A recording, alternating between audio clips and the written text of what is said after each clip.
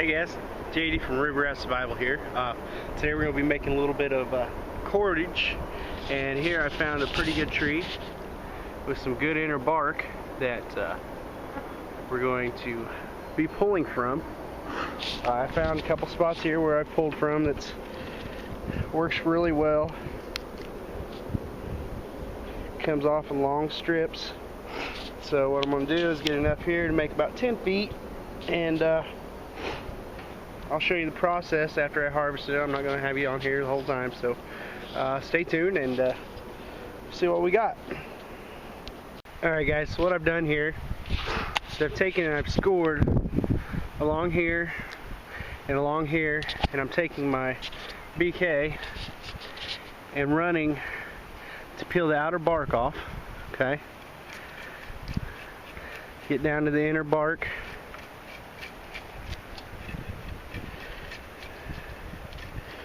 Some good fiber underneath this,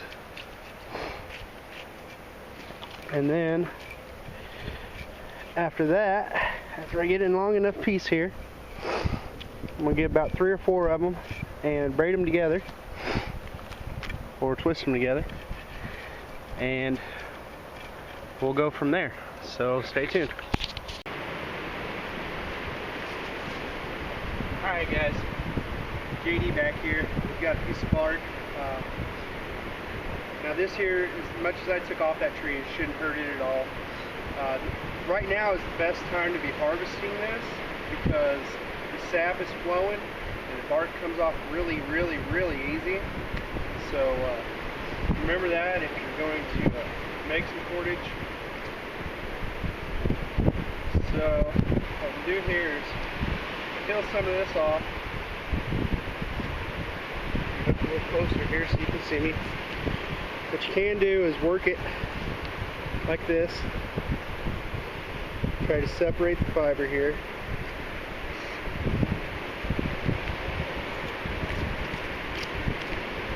Get all this outer bark off, okay?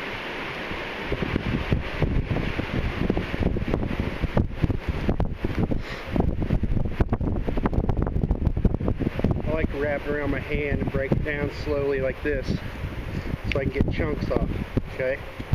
Something else you can do is take it on your leg and work it back and forth. That'll break it down too. Break it down on the opposite side that you're wanting to peel off, okay? So I'll work on this a little bit and get it peeled down, and I'll be right back with you. Stay tuned. Alright, so we got most of the hard outer bark off here. Got it broke down pretty good.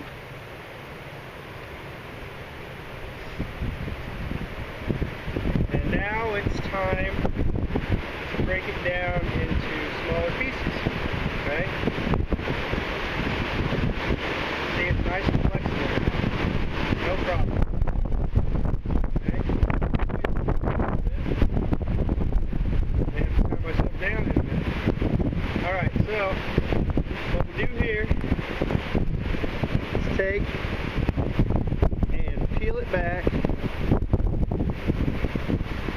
into smaller pieces here. I don't know if you can see this. I'm by myself, so it's kind of hard to tell. Alright. So, get this peeled into individual pieces. Alright. It's coming apart really well. I love this stuff. The shagbark's great for making cordage, and it's strong too. Okay, so now we've got one piece about 5.5 feet long. Alright, so I'm going to go through here, and what you want to do is start up here at the top, one end, get a good size thickness on it. Alright, so you can get a lot of grain. Alright, and just start pulling. Okay,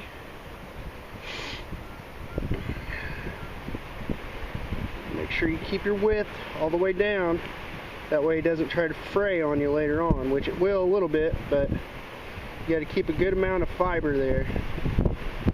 Hold it all together.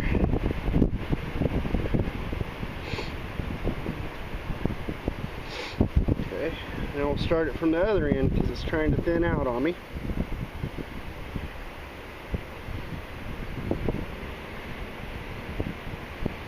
Now you can do this with your knife or whatever you have, a sharp stone, whatever's easiest for you. But I kind of like doing it with my hands. I like to get my hands on it and work with it so I can feel how it's going, okay? So that piece thinned out on me.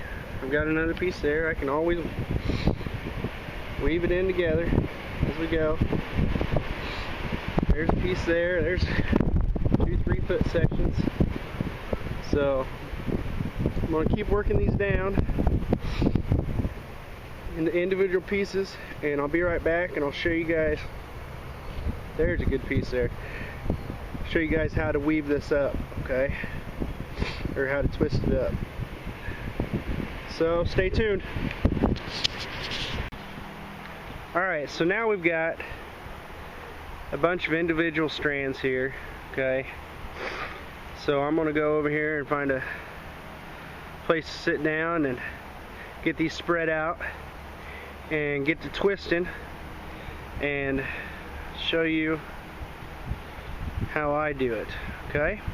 So stay tuned. Alright guys, so this looks like as good a place as any to sit and get this stuff straightened out, have a seat, drink some water, and see about twisting this up and get us some cordage going. Okay, so stay tuned. Alright guys, so let's see what we can get going here. Get me 2 pieces about the same length. It doesn't matter if they are or not. Okay. Actually, it's probably better to have one a little shorter than the other one. That way I can weave it in and still not be a weak point on both strands. So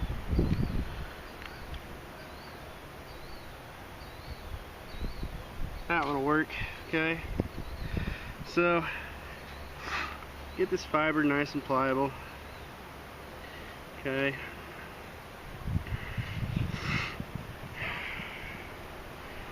Start off twisting.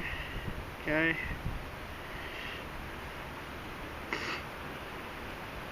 Just both of our fibers up.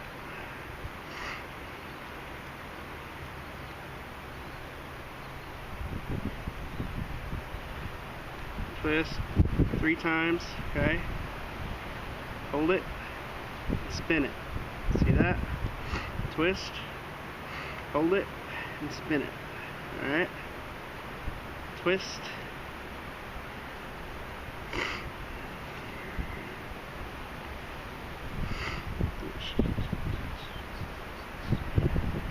Hold it.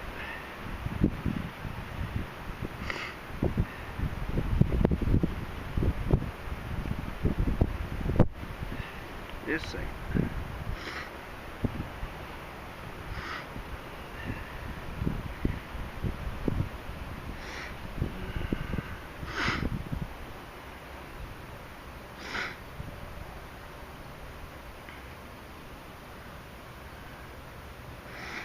I think this may be good enough that I can do it on my leg here.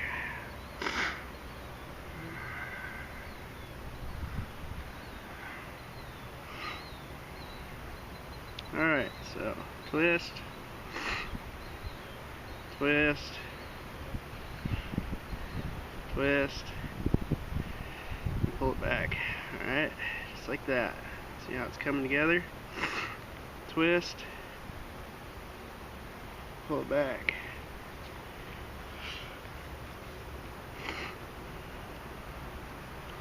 Twist, pull it back. like so, all the way down, alright? Just like that. Twist, pull it back. Twist, and pull it back.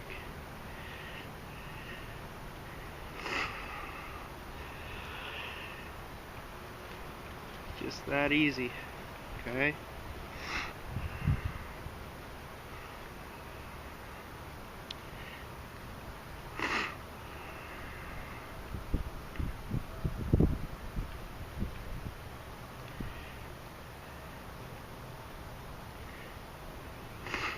You want to twist it back the opposite way that you twist your fibers. So you're twisting this way and pulling back. Twisting this way and pulling back. Okay?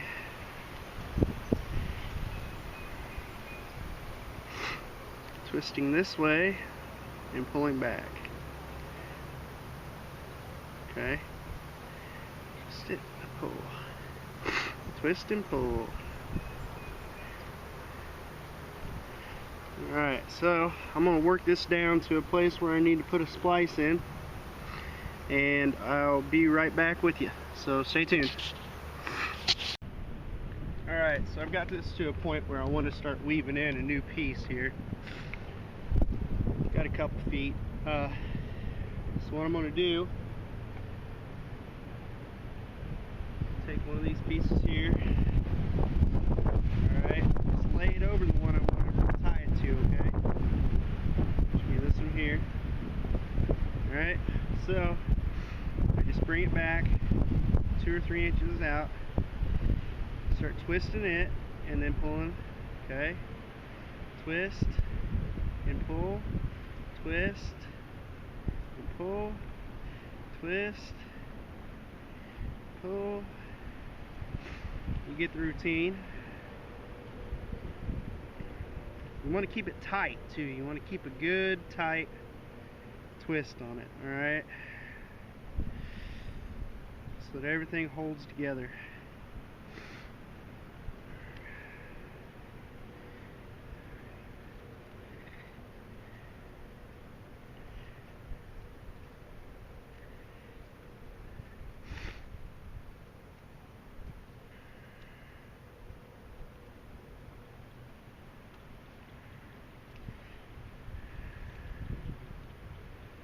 The other one's got quite a bit of time before I want to work in another one.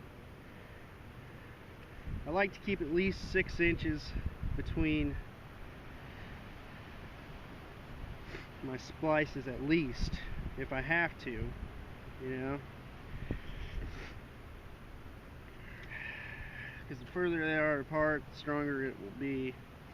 You know, it's the weakest point in the whole chain, and that's the only strength you'll have. So at least whenever you've got one here and one up here, the weakness here is one strand, not really, about 1.5 because they're friction based, and then 1.5 up here, and it's not just a half of the strength if you have 2 in one spot, okay?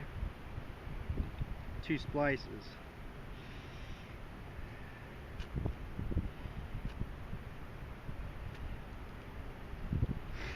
Okay, we're about ready for our other one. A few more twists.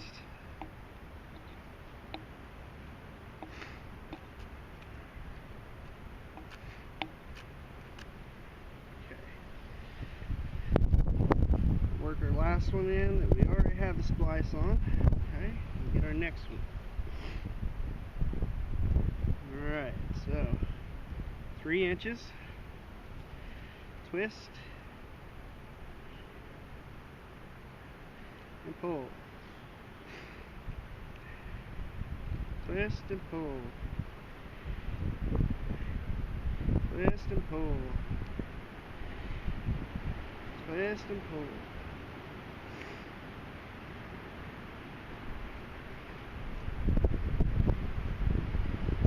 Twist and pull.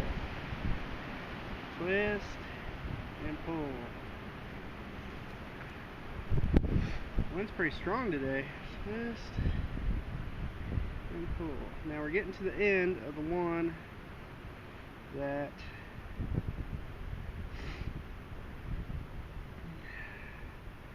we spliced first, so I'll show you how smooth of a transition this is between the two. You can barely even see it. And then afterwards, after you get your cordage done, you can go through and tie any loose end or cut any loose ends off that you feel necessary. Okay, just to kind of clean it up a little bit. Doesn't get snagged on anything or what have you.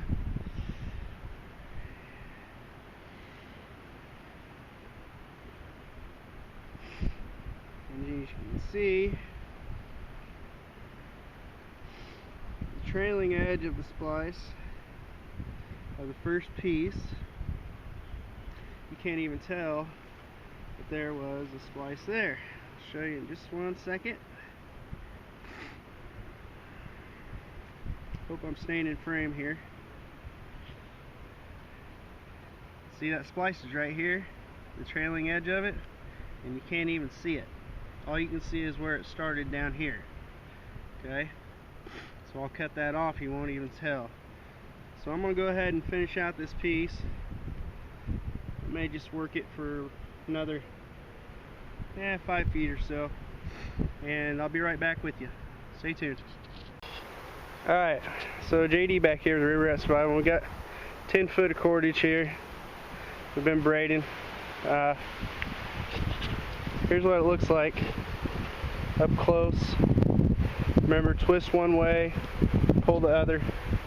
I'm sure there's other ways to do it. I know you can do it on your pant leg whenever you've got a fiber that will roll on your leg, but whenever you're using this material, it's flat, so it doesn't really want to roll on you. So you know, find the way that works best for you. This works best for me. Like I said, it's time consuming, and actually in a survival situation I'd probably be looking more for vines than I would for making my own cordage, but this is the way to do it if you can't find any vines. So this has been JD with River Rat Survival. Remember, be prepared and go easy. Thanks for watching.